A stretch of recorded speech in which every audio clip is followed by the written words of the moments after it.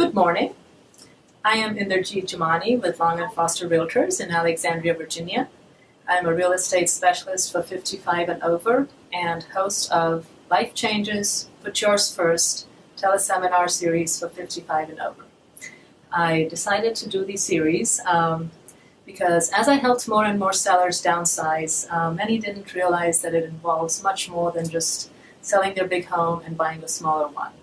Not only do you have to part with long-time memories, get rid of a lot of stuff you've collected over the years, but you also have to decide what type of a home you want to buy based on the lifestyle you envision for yourselves for the next 10 years or so.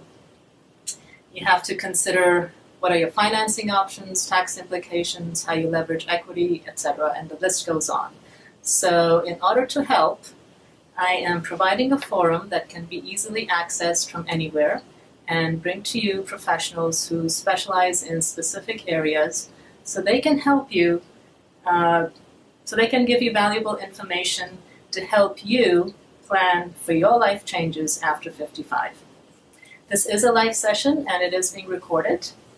I have muted everyone's to reduce the background noise, and if you can hold your questions till the end, that would be great. So I am here live at the office of Rick Gow. He is a wealth management advisor with Lara and Associates in Falls Church, Virginia. He specializes in seniors, and his areas of expertise include comprehensive financial planning, trust, estate, and wealth transfer planning, retirement income planning, long-term care and disability planning, and insurance services. He is also on the Speakers Bureau for the Alzheimer's Association and has been awarded Inspiring Champions for his legal and financial presentations that he does throughout the DC metro area. He is also a member of the National Association of Retirement Counselors.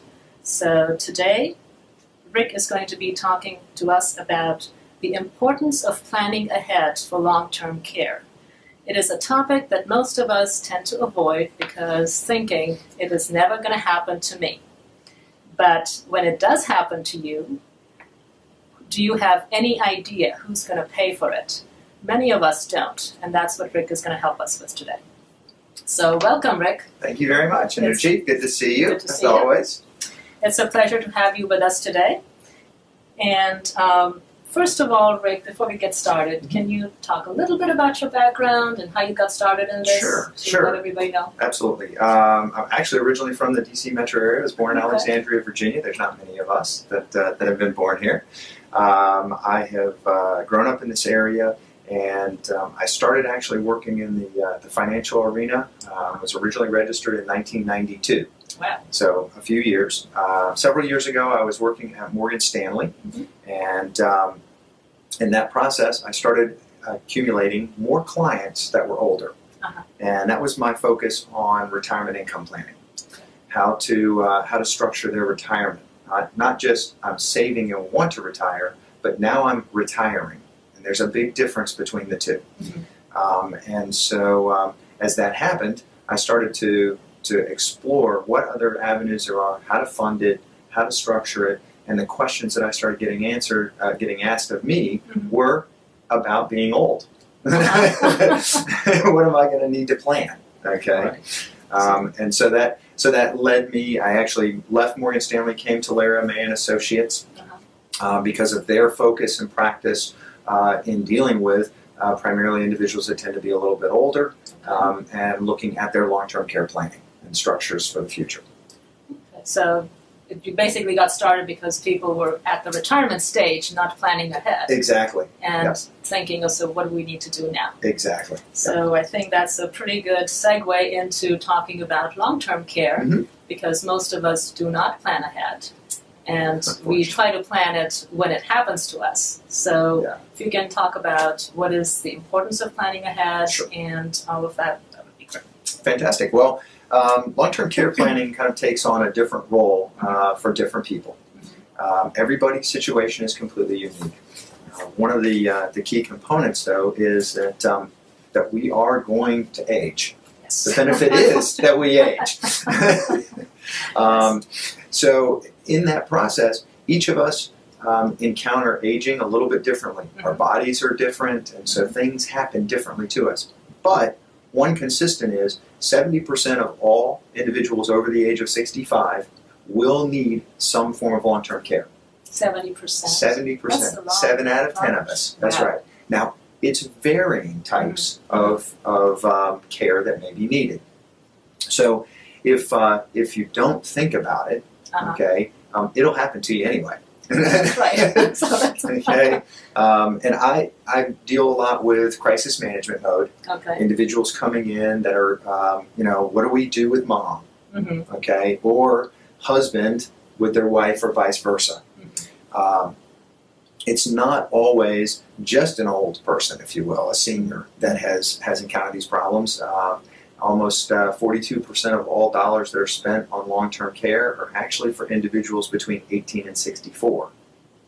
Really? So right. So it's not just for the seniors. It could be for anybody. It could be for anybody. Because long-term care really boils down to taking care of yourself, what we call the activities of daily living.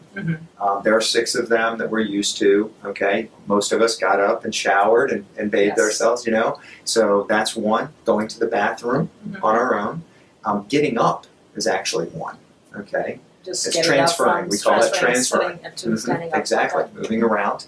Then, of course, you've got the fact that you've got to eat. Yes. Okay. And you should probably do most of these activities with clothes on. Yes, to be able to clothe yourself. Things we don't really think about. We don't think about them. Can't do them. Till we can't do them. But I always use an analogy of, have you ever been out in your garden for an entire day in spring? The next day, how hard it is to get out of bed. That's right. How the body feels. Well, that's kind of what happens. That's kind of what happens to us. So you have to think about those things. Otherwise, as you get older, you're going to be in a situation where you're not prepared for them. You now suddenly are older and you live in a house that's on 3 floors. Yes. And you have a hard time getting up and down. You have placed, common practice, all of our glasses and dishes are where? Well, they're up high. Yes. Well, I have a hard Why? I don't know. And as you get older, that's a little bit harder. And so these things are, they just happen to us. You have a lawn, it's got to get mowed. That's right. Even if it's 100 degrees outside. Yeah, somebody has to do it. Somebody has to do it. Now suddenly, the things that we take for granted cost us money if we can't do them. That's true. And that's where planning for long-term care comes in to play. Okay. So if somebody is thinking about planning for long-term care, what are the things that they should consider or questions they should ask themselves that would help them get started? Absolutely. So the first part is kind of thinking about, where am I in that continuum? And then, what are my potential needs for care? Really very basic. We just talked about mowing lawns and cooking meals and those kinds of things. Well, those are what we would classify typically as unskilled. Right. Okay? But then, as we get older, we'll have issues that will require skilled assistance. Okay? Prescriptions, taking shots, okay? Maybe some medical ambulatory type things that we have to do with a nurse, okay? And then those costs we're factoring in. Over time, they may progress to the point where we need to look at living in a facility, okay? Someone there to actually take care of all of our meals and all of our basic care, okay? And so those are assisted living facilities, and the costs go up, okay? And then ultimately, a potential for a full-blown skilled nursing facility, or what we classify or call so often a nursing home, which scares many seniors. I don't want to go to the nursing home. Nowadays, most of these services, all the way to the skilled level, can be provided even in their own home. Oh, that's good to know. But we have to plan for that. I'm sure they're very costly. Well, they stage up in cost, okay? But it's also very important to think about your family, your history of your family. Okay. Because if you've got individuals in your family previously that have maybe been diagnosed, a mom or a father or a grandfather, diagnosed with maybe Alzheimer's, okay, or dementia, unfortunately, you may have the higher potential of getting that. that means more cost in the future for care. Those kinds of facilities have a much higher level of cost because of the care level they have to provide. In this area recently, unfortunately, there was the 83-year-old woman that had flown into Reagan National Airport and wandered down the highway and was found deceased on the George Washington Parkway. So those things can happen. Those things can Alzheimer's, happen. yes. Exactly. These cost levels have to be looked at because now we need to look at what resources I have to be able to pay for those. And if we go in blindly, oh, we're good, my aunt's going to take care of me. Well, that kind of causes a problem. You better ask the aunt before you better talk decide to your to aunt do first. that. That's right. Yep. Because most of us think, well, this will happen, or the spouse will take care of us, or the family, the children will take care of us, and with their busy lives. The nucleus family is not what it used to be. It's not. And Where they are your have kids? their responsibility, kids, and then you have your parents, and you're kind of sandwiched in between. Right. And I'm facing that to myself with being out of town, so it is very difficult. It's not that easy, no matter how much you want to do it. Correct. That's absolutely correct. So basically, what you're saying is the things to kind of consider is what type levels of care that you might need down the road, based on things that are unskilled, which most of us would probably need some assistance with. Ultimately, and then if there's healthcare issues, the levels of care. Do you want to get care at home? What can you do to get care at home? If you have to go to a facility, then what alternatives are there for that and the cost for that? And also to look at family history of any health issues, because when you have family history of health issues, there is a greater potential that you might get those. That's right.